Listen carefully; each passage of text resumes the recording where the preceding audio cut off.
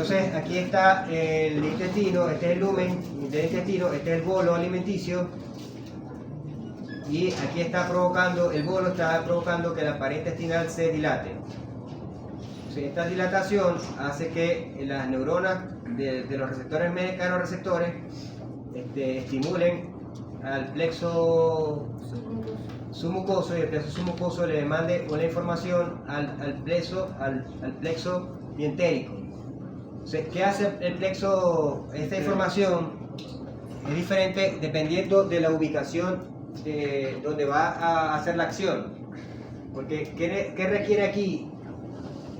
Aquí requiere que haya el cierre de la musculatura, o sea que se estimula el músculo circular para cerrar, ¿verdad? Y se estimula el músculo longitudinal para empujar. ¿Qué? Por ejemplo, en el caso de la mucosa, ¿existiría algún caso donde haya escasez? No, falta. O sea, habría alguna diferencia. ¿De qué? Cuando hay falta de mucosa En el intestino. Se rompe, sí, por ejemplo, el parvovirus, lo vamos a ver cuando veamos la pared de la función digestiva de la mucosa. En este caso estamos hablando todavía de la motilidad. Me pregunta si hay alteración de la mucosa. Sí, cuando hay alteración de la mucosa se altera la absorción. Entonces, aquí está este es el extremo oral o oral. Oral. Oral. Quiere decir que aquí, para arrancar el movimiento propulsivo, también se llama peristalsis, ¿verdad? Ujú. O movimiento propulsivo. Ujú. El plexo submucoso le dice al mientérico que en el extremo oral Hay que tiene contraer. que contraerse el circular y Dilatar el lado oral. longitudinal. Eso hace que empuje el bolo, pero el bolo no debe tener resistencia a este lado. Entonces, del extremo aboral, que este sería el extremo aboral, el plexo submucoso le dice a que este extremo se inhiba. O sea que produce la contracción del extremo oral y la relajación del extremo aboral. De tal manera que el bolo alimenticio, cuando esto se contraiga, que no tenga ningún impedimento de seguir el movimiento hacia acá. Y entonces el plexo submucoso tiene que pasar la señal estimulatoria hacia el extremo oral y una señal inhibitoria al extremo aboral. Entonces, cuando él se contrae, este bolo alimenticio se mueve y entonces ocurre lo mismo, pero más para acá. Entonces, eso es una cadena. Entonces, el bolo alimenticio va circulando y es cuando ustedes se oye que hace. Eso uno dice, tengo hambre. No, después que comiste, que se tomó. Son movimientos peristálticos. No, ese es el no propulsivo, cuando No hace, el que hace. El no propulsivo. El no propulsivo ocurre en el yeyuno, sobre todo en el yeyuno, y es que en determinados momentos se produce una contracción que no es propulsiva, simplemente lo que hace es que mezcla el contenido. ¿Por qué? Porque aquí está el bolo alimenticio unido con la secreción pancreática y la secreción hepática, que tiene todas esas enzimas digestivas. Entonces este movimiento lo que hace es que mezcla. Y es cuando suena el estómago, que después de un rato que comió empieza a hacer está ocurriendo movimientos de patrones no propulsivos, que allá se llamaba, el propulsivo se llama peristalsis y el no propulsivo se llama segmentación.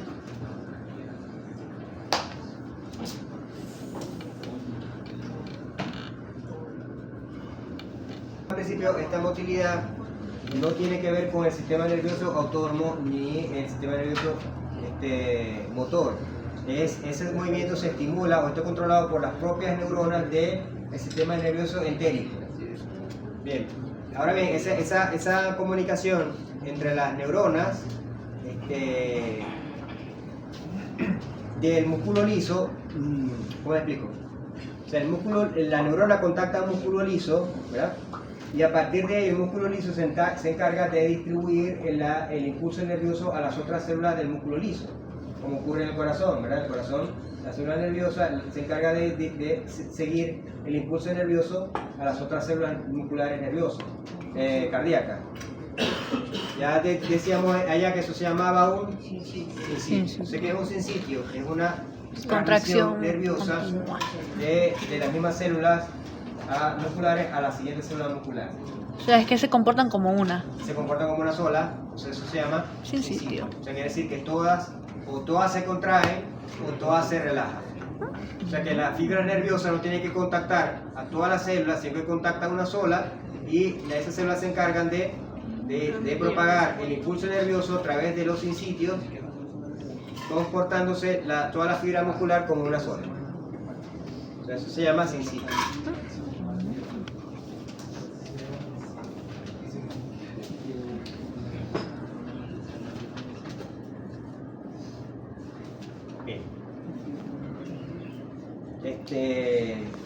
Ahora bien, como todo impulso nervioso tiene que partir de una despolarización, ¿cierto?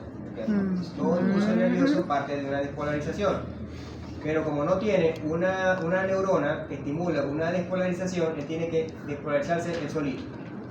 Como ocurre en la célula cardíaca. La célula cardíaca se autodespolariza y de ahí arranca el impulso nervioso que produce la contracción cardíaca. Bien. Entonces, esto tiene que ocurrir también en las fibras, en las neuronas del sistema nervioso entérico. Como no están conectados con ninguna neurona, ellas mismas tienen que autodespolarizarse para arrancar un potencial de acción. Bien, esa despolarización espontánea que tienen esas neuronas del tracto del sistema nervioso entérico, ¿verdad? Esto está ocurriendo dentro de una neurona del sistema nervioso entérico. Entonces, ella que está haciendo, su membrana tiene unas alternancias de depolarización y repolarización, depolarización y repolarización, todo el tiempo está en ese plano, ¿verdad? Esa repolarización y depolarización que tiene esas neuronas, fíjense que la diferencia es muy poquita, ¿verdad? La diferencia de voltaje, esa depolarización que está todo el tiempo haciendo esa neurona se llama onda lenta. Entonces, onda lenta es una serie de depolarizaciones y repolarizaciones espontáneas que tienen las neuronas del sistema nervioso entérico, las que las hacen inestable. Y esto es en forma rítmica, es lo que se llama el ritmo eléctrico básico. Y esas despolarizaciones, entonces, en algún momento esta despolarización va a arrancar un potencial de acción y es lo que se llama entonces un marcapaso, igual que en el corazón. Bien, entonces tenemos que... ¿Ya lo puedo preguntar en el examen? Bien. ¿Cómo se denomina la serie de despolarizaciones y repolarizaciones rítmicas que se producen en la neurona del onda lenta? Tremenda pregunta, onda lenta. Onda lenta. Siempre lo pregunto y nadie me lo responde. Eso Puede ir pensando. complicación. Creo que estoy preguntando cosas de la NASA, estoy preguntando cosas que estoy dando. Ok. Entonces, esta onda lenta va a llegar un momento en que va a producir una despolarización suficiente para provocar un potencial de acción, que en el potencial de acción en la neurona del sistema nervioso entérico se da en forma de despolarizaciones muy rápidas que se llaman agujas. Sobre esta potencial de acción, sobre esta onda lenta se establecen entonces estas despolarizaciones muy rápidas y a partir de aquí se produce entonces cuando se unen muchas se produce una contracción, un impulso nervioso y se contrae la musculatura. O sea que primero tiene que ver la onda lenta, luego sobre la onda lenta estas despolarizaciones rápidas que cuando son muy juntas o varias se establece entonces la despolarización que produce el potencial de acción. ¿Cómo descubrieron eso? Hay que echarle buena pausa. Porque yo esto lo sé porque lo leí. Yo nunca he visto una onda. Pero ¿qué pasa? Que esto que está aquí, de para mí que me importa eso. yo tomaré la corriente. Resulta que esto puede ser farmacológicamente alterado. Entonces, ustedes pueden alterar el movimiento del aparato digestivo sabiendo que te van a alterar la frecuencia en la De cual la se establecen estas ondas lentas. Entonces, cuando estas ondas lentas se estimulan o aumentan su frecuencia, cuando hay distensión, ¿verdad? Estamos hablando de que el aparato digestivo, al distenderse, quiere decir que hay un bolo alimenticio, y es lógico pensar de que si va a haber un bolo alimenticio, esas neuronas tienen que estar más sensibles o más inestables para provocar el movimiento de ese bolo alimenticio. También estimulado por ¿quién? La Acetilcolina. acetilcolina, que es el neurotransmisor del parasimpático. Entonces, si yo tengo un parasimpático mimético,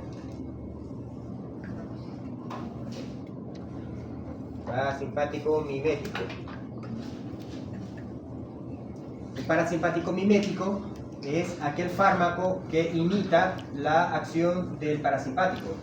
O sea que si yo le pongo a un animal un parasimpático mimético, ¿qué va a hacer? Va a hacer lo mismo que el parasimpático, quiere decir que va a aumentar la motilidad intestinal. Muchas bacterias producen sustancias que son parasimpáticos miméticos y establece que producen aumento de la motilidad. Luego también cuando hay irritación del aparato digestivo se produce aumento del simpático, que aumenta la motilidad intestinal y se produce la diarrea.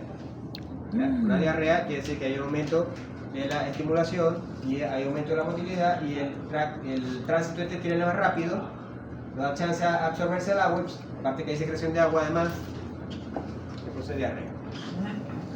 Por el contrario, cuando hay una disminución de la frecuencia de estas ondas lentas, hay menos probabilidad de que haya despolarización, quiere decir que la motilidad lentece su movimiento. En ese caso, estamos hablando de la norepinefrina o adrenalina, que es el neurotransmisor del simpático.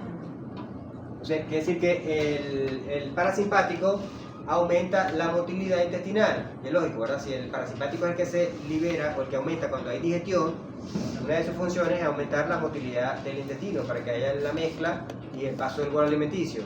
Mientras que el simpático, al no haber alimentación, se activa el simpático para disminuir la motilidad intestinal.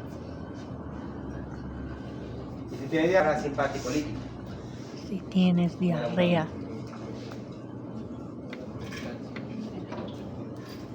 Bien, eso ocurre así en todos los órganos tubulares, pero especialmente en el estómago. El estómago tiene una motilidad que también obedece a esto que acabamos de nombrar, pero también tiene otras funciones. El estómago es un órgano tubular, pero mucho más grande, ¿no? Tiene mayor capacidad. Esta radiografía pueden ver la ubicación anatómica de todos los órganos. Este es el diafragma, aquí estarían los pulmones, aquí estaría el hígado, y como saben, el estómago está ubicado a la izquierda del hígado y por detrás del hígado. O sea que estaría, todo esto que está aquí es el estómago. Aquí estaría el hígado, el estómago, y esto que está aquí, que el hígado se como puntillado, se ven como que punticos negros. Este es un perro que comió y el estómago está lleno de alimentos. O sea, este estómago está lleno de alimentos, quiere decir que el estómago está distendido con los bolos alimenticios. Entonces, la función del estómago, primero es que el estómago, como habíamos dicho, el humor gástrico, ¿no? Como habíamos dicho, el alimento viene transformado en bolitas, ¿sí? Que se llaman bolo alimenticio. O sea, en el estómago las recibe, inicialmente las recibe. O sea, en el estómago hay una área del estómago que se encarga de almacenar todas las bolitas. Y en una radiografía se ve como el almacenamiento del estómago se ve en forma de bolitas. Eso se llama el bolo alimenticio. ¿Cómo así que lo almacena? O sea, ¿lo retiene o...? Claro, porque el estómago mantiene el alimento mientras él lo mezcla con el ácido. O sea, el estómago tiene como dos áreas, un área de almacenamiento y un área de digestión o de procesamiento. O sea, pone un grupo para que se digiera y después pone el otro y así lo va Se pasando. lo va moviendo, exactamente.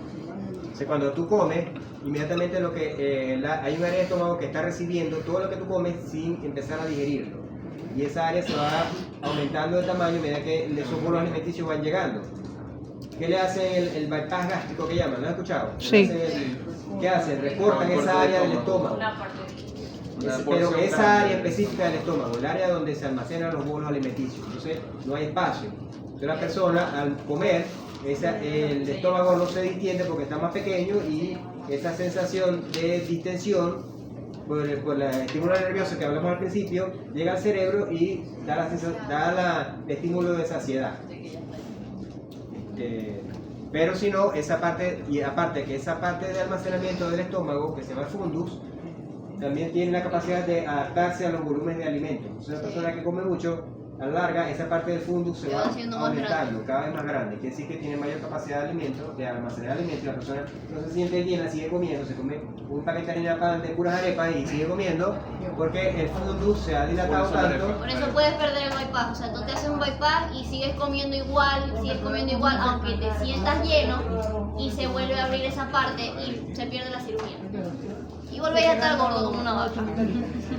Ok, entonces, luego, esa parte de almacenamiento se encarga, el movimiento gástrico se encarga de mover esos bolos alimenticios a la parte del estómago donde se va a mezclar con ácido y se va a disminuir el tamaño de la partícula y se va a unir con el ácido y luego se va a pasar al píloro para llegar al... Bien. Entonces, ese aumento de disminución de esa mezcla del bolo alimenticio con ácido del estómago para llegar al píloro y el píloro pase al duodeno, esa mezcla ya primero se llamaba bolo alimenticio, que realmente se sigue llamando bolo alimenticio, pero en ese preciso momento a esa mezcla de bolo alimenticio con ácido se llama quimo. Quimo. O sea, el quimo es el bolo alimenticio mezclado con ácido del estómago. ¿Y dónde está el quimo? El quimo se origina en el píloro y cuando pasa al duodeno. Cuando pasa al duodeno, la primera parte del intestino, ahí encontramos el quimo. ¿Qué es el quimo? Alimento mezclado con ácido del estómago. Bien, y luego ese alimento, el píloro se encarga de ir liberando a la velocidad correcta, no puede ser de golpe, por eso eso va lleno de ácido, va liberando a la velocidad correcta, todos esos nutrientes van llegando al duodeno para la mezcla con las siguientes glándulas. Okay, entonces tenemos, el estómago está formado por una región de almacenamiento que se llama entonces fondo o fundus, y tiene una región donde hay una alta actividad muscular de movimiento, que es el que se encarga entonces de la mezcla de los bolos alimenticios con el ácido, y esa mezcla es violenta, de tal manera que el bolo alimenticio se reduce de tamaño. Tiene que reducirse de tamaño porque el esfínter pilórico solamente deja pasar la partícula de cierto tamaño. Cuando la partícula está muy grande, él tiene un movimiento de retropropulsión que la devuelve a la parte del cuerpo del estómago para que siga la disminución del tamaño. Entonces tenemos el primer tercio del estómago es el fundus y el 2/3 del estómago es el cuerpo y la región pilórica. Y esta se encarga del almacenamiento, el primer tercio del estómago se encarga del almacenamiento de bolos alimenticios y los 2/3 inferiores se encargan entonces de la motilidad y de la mezcla con ácido y de la disminución del tamaño. ¿Esa separación tiene una estructura? Esto se llama, hay como lo que se llama insusura angular, que es como una muesquita que hay, pero en humano. Esto es humano. Entonces en cerdos habrá.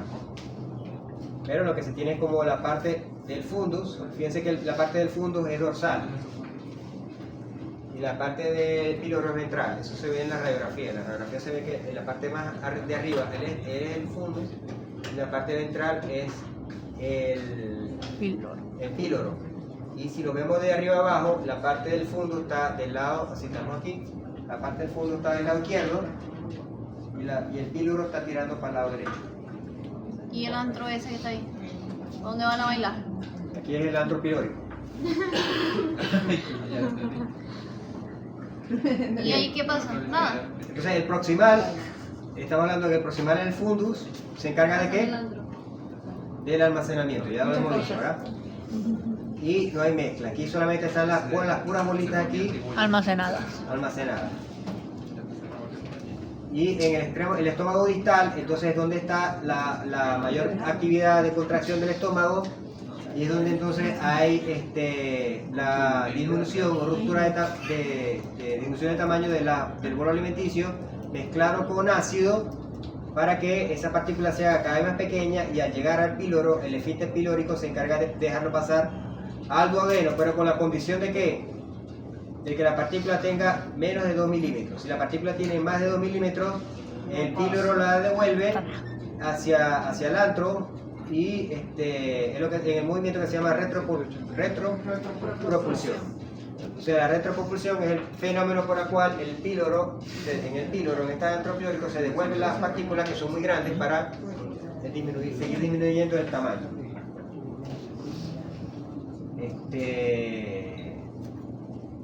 Bueno, entonces aquí está el fundus, el cuerpo del estómago, el antro pilórico. Aquí estaría el esfínter del píloro, y este sería el duodeno. Entonces, como dice aquí, cuando la contracción alcanza el esfínter pilórico, no permite el vaciado a menos que la partícula tenga menos de 2 milímetros, que es la que sale. Las partículas más grandes entonces son retropropulsados hacia el antro pilórico para seguir mezclándose con ácido y seguir disminuyendo el tamaño.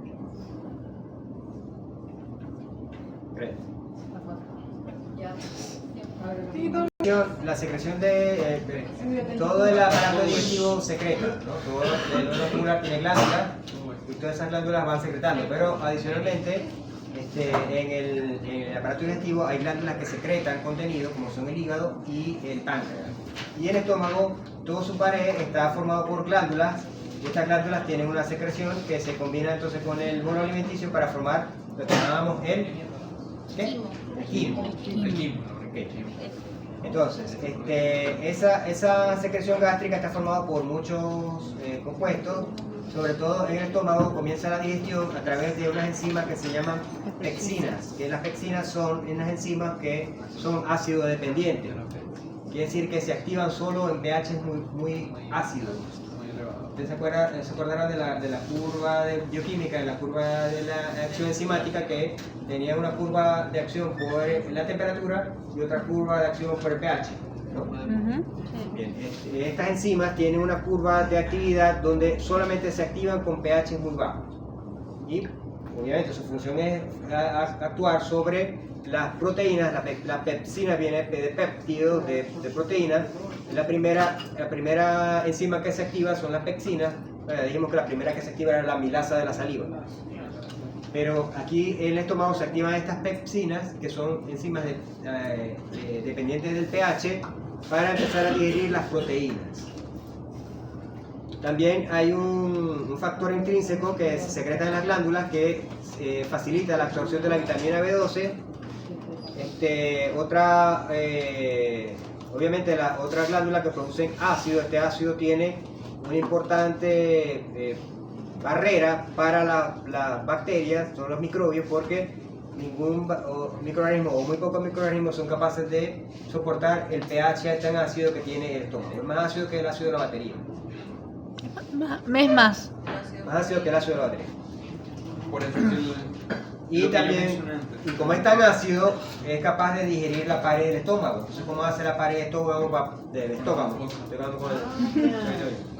¿Cómo hace para protegerse la pared del estómago para el ácido que ella misma produce? A través del moco y a través del bicarbonato que está alrededor de la pared, y evita que ese ácido llegue y contacte la pared. Entonces, cuando esta autoprotección falla, el ácido contacta la pared del estómago, y ahí es donde comienzan las úlceras, la gastritis, ¿verdad? No sé si aquí alguien sufrió de gastritis, pero es muy feo. sufren constantemente de eso. Por falta de la... Ok. Esto lo que quiere decir es que hay diferentes regiones. Ya dijimos que hay diferentes regiones desde el punto de vista muscular, ¿no? Ahora, el estómago también tiene diferentes regiones desde el punto de vista de secreción. Hay una región del cardia, una región del estómago como tal, la mayor superficie, y una región pilórica. Cada región tiene un tipo de glándulas que tiene una función específica. Esta región del estómago, la región del cuerpo del estómago, se llama región gástrica o región oxíntica. Entonces, esta palabra oxíntica se refiere a las glándulas que están en esa región del estómago. Entonces tenemos la región del cardia, la región gástrica o la región del cuerpo del estómago, que es la región oxíntica, y la región pilórica, que se encarga principalmente de moco, igual que la gástrica. O sea, la secreción del estómago, la principal, viene de estas glándulas oxínticas o gástricas. Estas glándulas oxínticas están en toda la pared. Entonces, viene la pared del estómago y de pronto viene una invaginación que correspondería entonces a una glándula. Todo esto ocurre a todo lo largo de la superficie del estómago. Están ocurriendo estas invaginaciones que correspondería entonces a cada una a una glándula oxíntica. Como ven, está formada por un cuello, un cuerpo, un fondo, y aquí se produce principalmente el ácido clorhídrico y el moco, el bicarbonato y algunas hormonas. Entonces estas glándulas secretan todo eso hacia el espacio, el interno del estómago. ¿Qué significa oxíntrico? Oxíntico, no sé, ese es el nombre que le dieron. La etimología de la palabra, no la he buscado. Eso ayuda.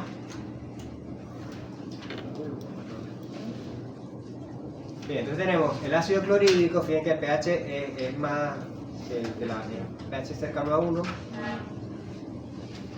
Tenemos una gran cantidad de iones, de cuales tenemos el ion hidrogenión. Claro, el ion hidrogenión va unido al cloro para formar ácido clorhídrico, sodio, bicarbonato y potasio. Todas esas secreciones van al interior del estómago. Está la quimosina y está el pexinógeno. El pexinógeno es la forma inmadura de la pexina, o la forma inactiva de la pexina. Estamos diciendo que la pexina es la primera enzima que ataca en las proteínas. Se secreta como pexinógeno. Al llegar al pH, al llegar al ácido, ese pexinógeno se transforma en pexina, y la pexina es la forma activa que va a empezar a digerir la proteína. La quimosina es una enzima muy bella porque es la que produce el queso. La quimosina es una enzima que lo que hace es coagular la leche. Obviamente esta enzima está presente en los lactantes. Entonces, el queso se descubrió porque empezaron a guardar leche en los estómagos de las ovejas, en los abomazos. Cuando sacaban el queso estaba coagulado. Imagino que así los cavernícolas se coaguló. Porque el queso tiene muchos miles de años que se descubrió la forma